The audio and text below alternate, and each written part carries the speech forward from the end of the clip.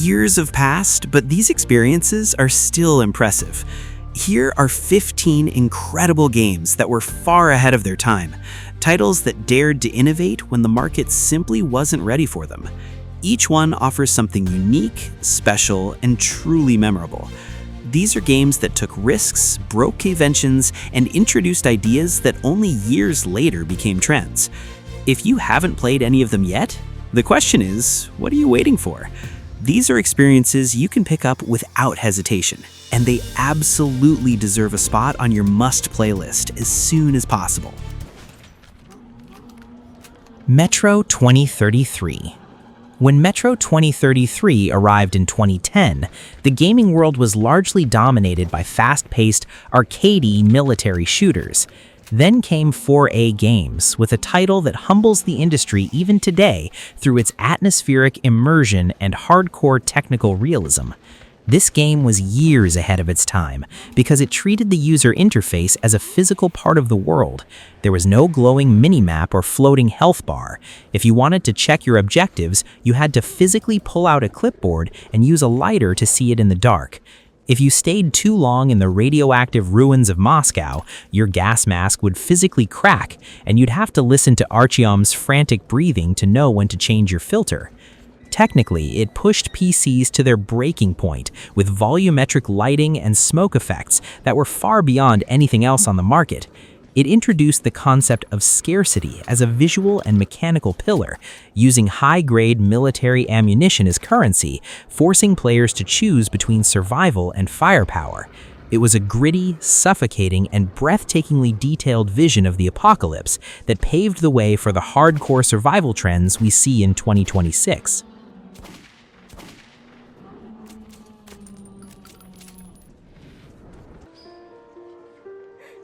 Heavy Rain. In 2010, the idea of an interactive drama was almost non-existent until Quantic Dream released Heavy Rain. This game was way ahead of its time because it prioritized emotional fidelity and narrative branching over traditional combat. It used advanced motion capture and facial animation technology that at the time felt like black magic. The technical ambition to render the subtle micro-expressions of a grieving father or a determined detective was a massive gamble that paid off, creating a cinematic experience that felt truly adult. What really humbles modern narrative games is the no game over philosophy. If one of your main characters died due to a mistake or a failed choice, the game didn't ask you to reload. It simply continued, weaving that tragedy into the permanent fabric of your story. It introduced a level of player agency where your moral compass was the controller. From its use of everyday, mundane actions to build empathy, to its complex, high-stakes investigation, Heavy Rain was the blueprint for the modern narrative adventure, proving that a controller could be a tool for storytelling just as much as a tool for action.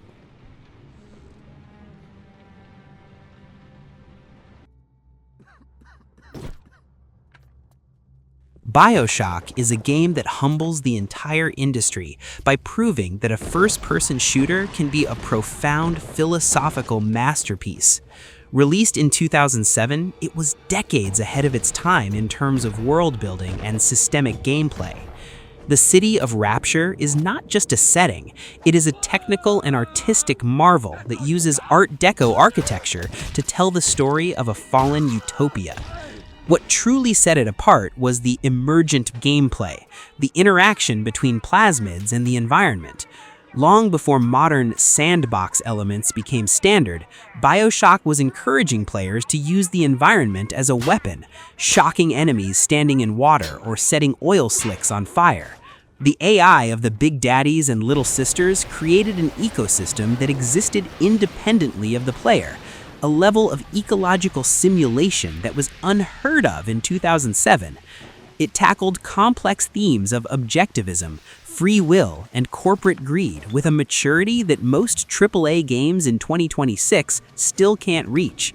It didn't just raise the bar for shooters, it changed the definition of what a video game could be, turning a digital space into a haunting intellectual experience that stays with you forever.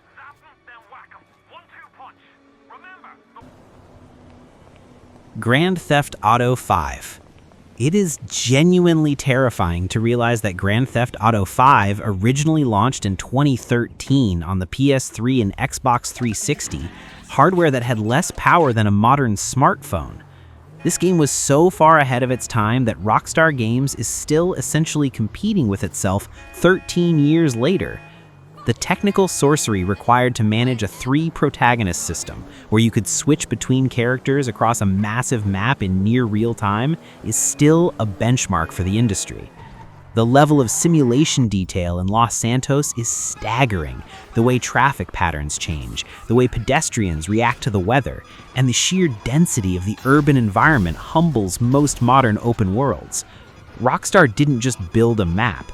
They built a satire of modern civilization with its own functioning internet, stock market, and social media.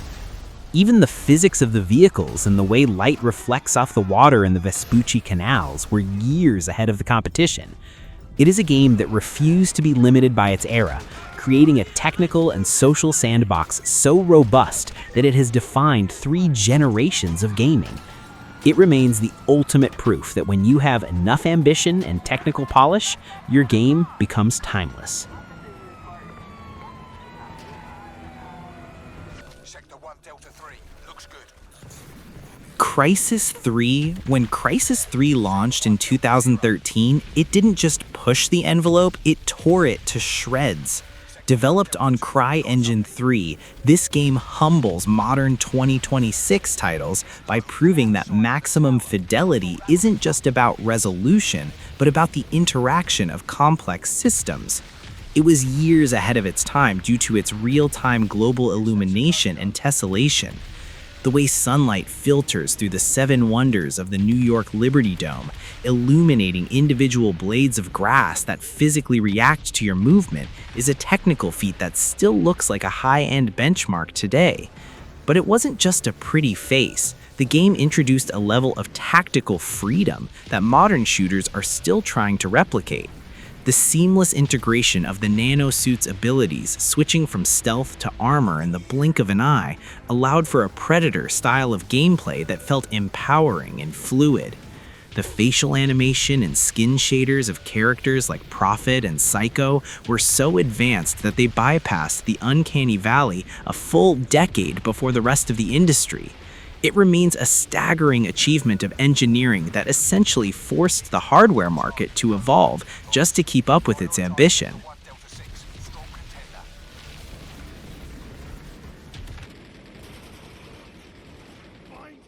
Uncharted 2: Among Thieves in 2009, Naughty Dog released Uncharted 2: Among Thieves and effectively ended the era of the static action game.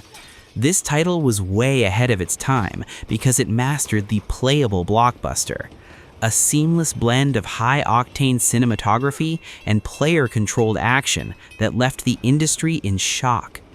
The technical genius here was the dynamic object system.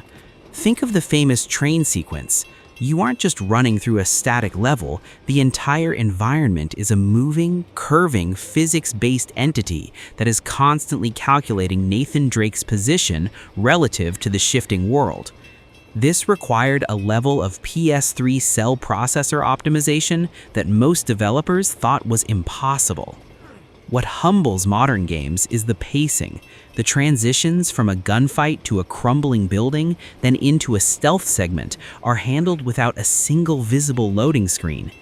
It introduced a level of character humanity through mid-gameplay banter and physics-reactive animations that made Nathan Drake feel like a person, not just a bunch of polygons. It was the blueprint for the modern cinematic adventure, and every movie-like game released in the last 15 years owes its existence to this technical masterpiece.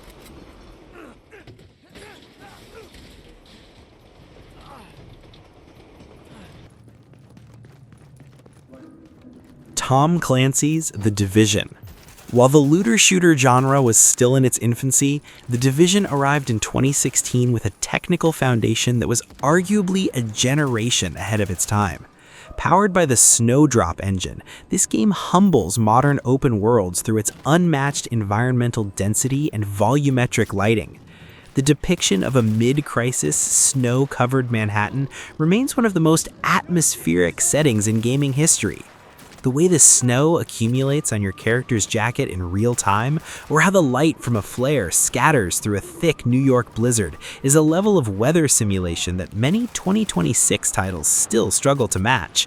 But the real innovation was the Dark Zone, a seamless, high-stakes multiplayer integration within a single-player world. It predicted the industry's shift toward extraction-style tension long before it became a global trend.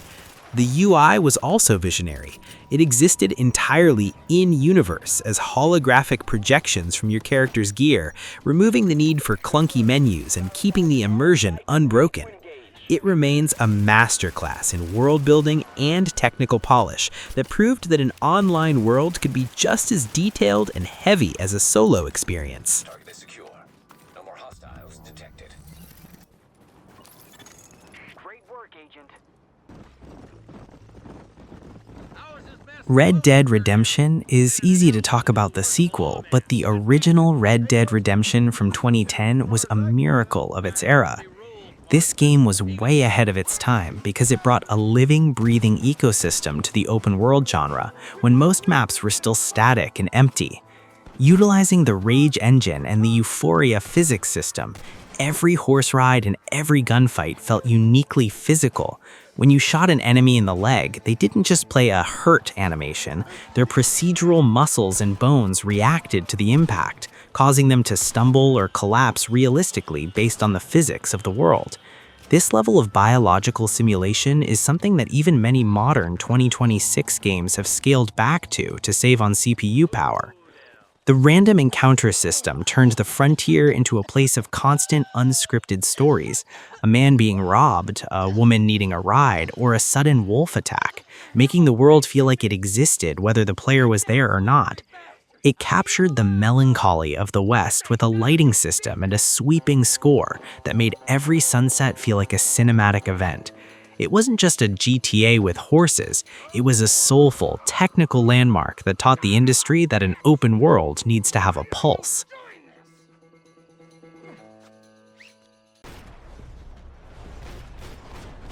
Max Payne 3, when it dropped in 2012, it introduced a level of physical animation that the industry is still struggling to match in 2026.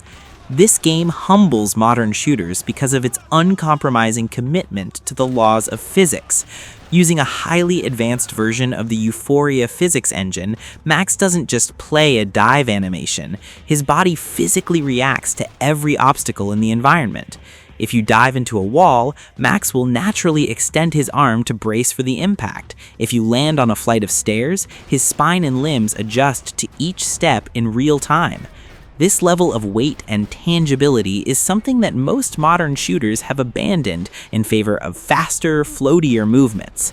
Technically, the game was a pioneer in seamless transitions, using high-quality cinematic cutscenes that were rendered in-engine to hide loading screens, creating a single, unbroken experience from the first bullet to the last.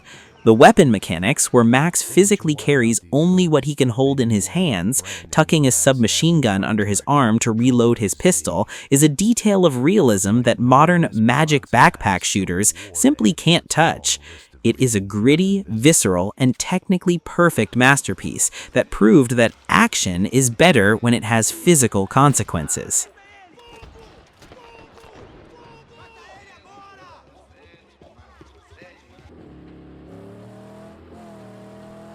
Mad Max. Released in 2015, Mad Max was a game that understood the beauty of desolation long before it became a trend. It was way ahead of its time because of its volumetric weather systems and vehicular weight. While most open worlds feel like a flat map with static decorations, the wasteland in Mad Max is a living, breathing threat. The technical execution of the Great White Seabed, with its shifting sands and heat haze, is breathtaking, even by today's standards. But the true humbler is the storm system. When a mighty duster rolls in, it isn't just a visual filter, it's a terrifying, physics-based event where lightning strikes the ground, debris flies with lethal force, and the wind physically pushes your car off the road. Speaking of the car, the Magnum Opus is arguably the best realized vehicle in gaming. The way you can feel the suspension struggle over dunes and the crunch of metal on metal during high-speed harpoon combat is a masterclass in tactile feedback. It ignored the Ubisoft Tower formula to focus on a lonely, atmospheric survival experience that feels more grounded and artistically focused than almost any open world released in the last decade.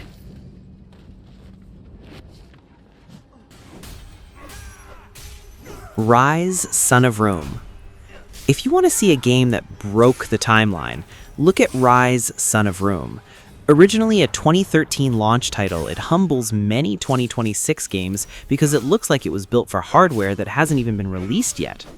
Crytek utilized their legendary Cry engine to push a level of character fidelity that remains a benchmark for the industry.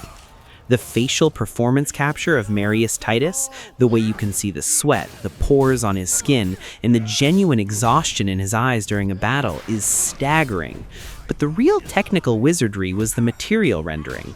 The way sunlight glints off individual links of Roman chainmail and how blood realistically splatters and dries on a curved scutum shield is a level of visual detail that modern developers often skip to save on performance. It was way ahead of its time because it prioritized cinematic presence above all else, using a fixed, tight camera and filmic post-processing that hid the UI and kept the player immersed in the brutality of ancient war. It may have been criticized for its simple combat, but as a technical showcase, it was a decade-long leap forward that proved that art direction and engine mastery are the true keys to immortality.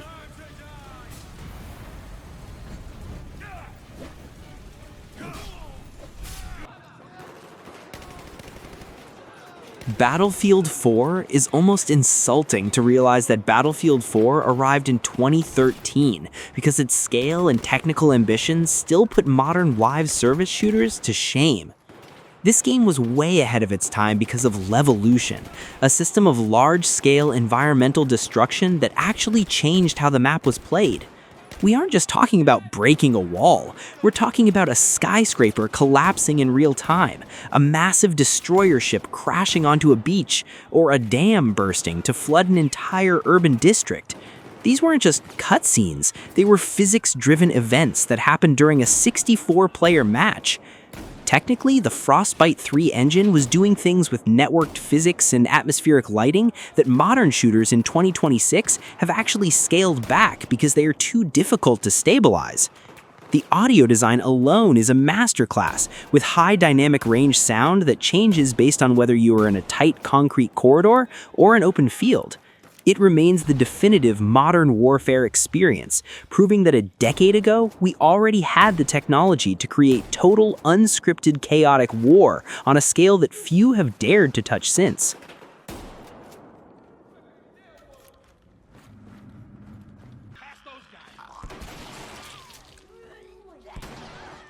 The Last of Us. When Naughty Dog released The Last of Us in 2013, they didn't just push the boundaries of the PlayStation 3, they shattered them. This game was way ahead of its time because it introduced a level of emotional and AI fidelity that the industry is still using as a benchmark in 2026. Technically, the way the game handled internal character logic was revolutionary. Enemies wouldn't just follow a path, they would flank, communicate, and react to the sound of an empty gun clicking, a level of reactive AI that humbles most modern stealth titles. But the true masterstroke was the physicality of emotion. Through advanced facial motion capture and hand-keyed animations, Joel and Ellie felt like real human beings with weight, fatigue, and desperation. The lighting engine, which simulated how light bounced off surfaces to create a natural, heavy atmosphere, was a decade ahead of its time. It proved that a zombie game could be a profound exploration of the human condition, shifting the industry's focus toward high-end, narrative-driven experiences. It wasn't just a game, it was a technical and cinematic manifesto that proved that pixels could carry the weight of a human soul. That don't sound good.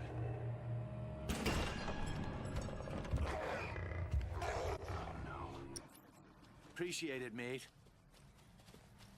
The Saboteur is the ultimate forgotten visionary of the open-world genre. Released in 2009, it was decades ahead of its time due to its stylistic narrative integration. The will-to-fight mechanic remains one of the most brilliant technical and artistic ideas ever implemented. Nazi-occupied Paris begins in a stunning, high-contrast black and white, and as you inspire the resistance, color literally bleeds back into the world. This wasn't just a visual trick, it was a psychological reflection of the gameplay. It humbles modern open worlds by proving that the environment should react to the player's moral and tactical impact. It also blended genres in a way that was rare for 2009, combining GTA-style driving, Assassin's Creed vertical climbing, and Hitman stealth mechanics. The depiction of Paris, with its smoky jazz clubs and rain-slicked streets, had an art noir soul that many modern procedurally generated cities lack. It was a brave, stylish gamble that dared to treat the open world as a canvas for a political and emotional revolution, making it a title that feels more indie art and AAA power than almost anything released today.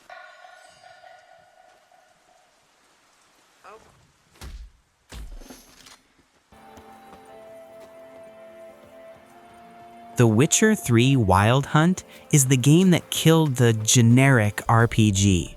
When it arrived in 2015, it was so far ahead of its time that it made every other open-world map look like a collection of empty chores. It humbles the modern era through its quest architecture.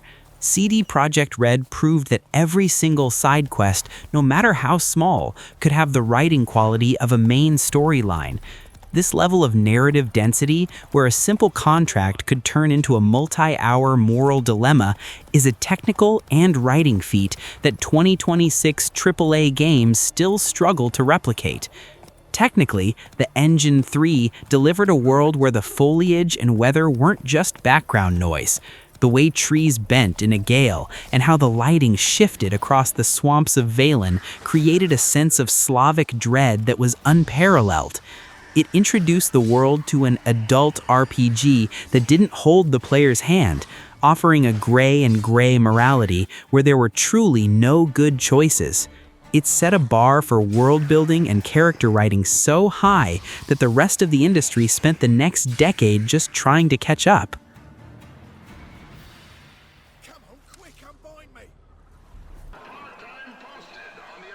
Rage. We have to talk about Rage, the 2011 technical experiment from id Software that was effectively a transmission from the future. It was years ahead of its time because of the megatexture technology.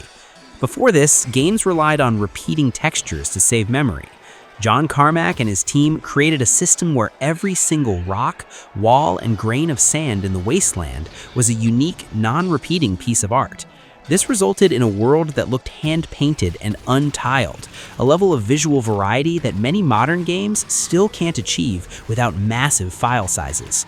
The enemy AI in Rage was also legendary. Enemies would climb walls, retreat, and vault over cover with a fluidity that puts modern, statue-like NPCs to shame.